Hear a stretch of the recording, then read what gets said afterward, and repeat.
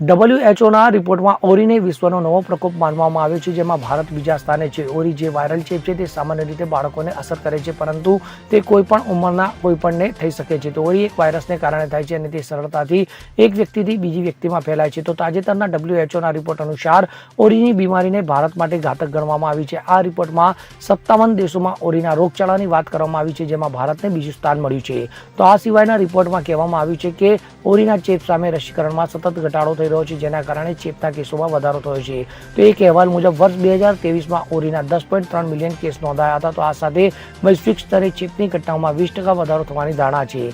તે જ સમયે અનુમાનિત મૃત્યુની સંખ્યામાં પાછલા વર્ષની સરખામણીમાં 8%નો વધારો નોંધાયો છે અને વૈશ્વિક સ્તરે ઓરીના કારણે 1,07,500 લોકોનું મોત નીપજ્યું છે. Bureau report CN24 news. હવે જુઓ દેશ દુનિયાની તમામ ખબરો તમારી આંગળીના ટેરવે. ઉઠાવો મોબાઈલ અને Google Play Store પરથી ડાઉનલોડ કરો અમારી CN24 ન્યૂઝ મોબાઈલ એપ.